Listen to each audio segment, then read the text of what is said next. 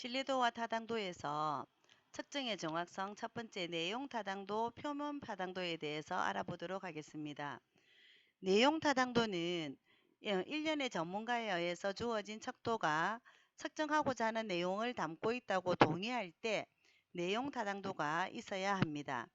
그리고 표면 타당도는 어떤 전문가가 주어진 척도를 살펴보고 그 척도가 측정하고자 하는 개념을 포함하고 있는 것으로 판단이 될 때 표면 타당도가 있다고 합니다. 그리고 기준 타당도에 대해서 알아보도록 하겠습니다. 내용 타당도보다는 높은 수준의 평가 방법으로 경험적인 근거를 통해서 타당도를 확인하는 방법입니다. 그래서 기준 타당도는 측정과 기준 간의 시간적인 관계에 따라서 동시 타당도와 예측 타당도로 구분이 됩니다. 동시 타당도는 현재의 속성면에서 상이한 두 대상을 판별해내는 정도를 말하며, 즉 어떤 속성면에서 현재의 의미 있는 차이를 가려낼 수 있는지가 문제입니다.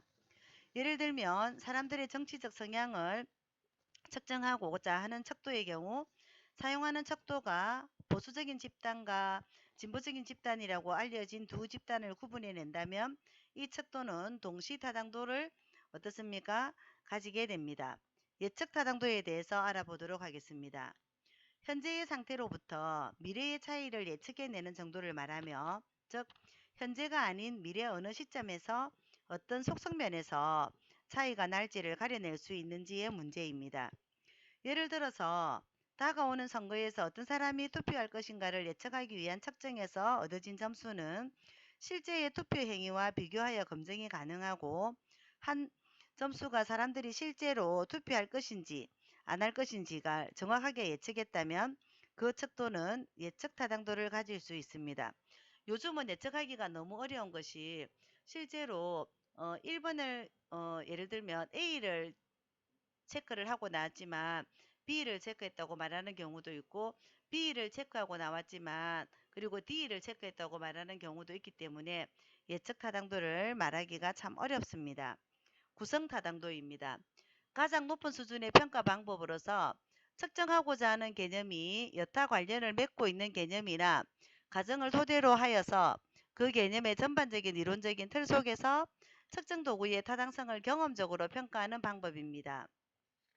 구성 타당도에는 이해 타당도, 그리고 수렴 타당도, 판별 타당도, 요인 분석이 있습니다.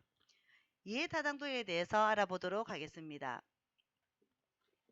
이해 타당도는 특정 개념을 얼마나 어떻게 이해하고 있는가, 지능에 대해서는 창조력 문제를 푸는 능력, 판단력, 순간적인 대처 능력 등으로 다양하게 정의를 댈 수 있고, 수렴 타당도는 동일한 개념을 측정하기 위해서 서로 다른 두 가지 방법을 개발하고 측정 결과 얻어진 결과들 간의 높은 상관관계가 존재합니다.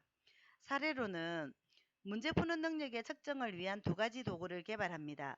즉, 선생님의 질문에 대답하는 것과 시험 문제지를 통한 측정 결과 두 방법의 상관관계가 높게 나왔다면 수렴 타당도가 높다고 말할 수 있을 것입니다. 그래서 얼마 전에 우리 쌍둥이 학생들의 얘기 같은 경우도 성적이 너무 많이 올랐기 때문에 수렴할 수 없었다라는 거죠. 그죠? 판별 타당도입니다. 서로 다른 개념을 측정했을 때 얻어진 측정치들 간의 상관관계가 낮아야만 합니다. 그래서 사례로는 문제 푸는 능력과 창조력이라는 서로 다른 개념을 같은 측정 방법으로 측정했을 때, 그리고 결과의 상관관계가 낮게 나왔다면 판별 타당도는 높다고 말할 수 있겠습니다. 그리고 요인 분석입니다. 구성 타당도를 검증하는 가장 잘 알려진 방법으로 척도의 개별 항목이 통계적으로 서로 연관된 그룹을 만듭니다. 즉, 척도의 각 항목 간의 상관관계가 높은 것을 하나의 요인으로 만들고, 이렇게 하나의 요인으로 만들어진 측정 항목들은 하나의 개념을 측정하는 것으로 간주합니다. 따라서 요인 내의 항목들은 서로 상관관계가 높으므로 수렴 타당도가 있다고 할 수 있는 반면에, 각 요인 간에는 상관관계가 매우 낮거나 없으므로 판별 타당도는 있다고 할 수 있습니다.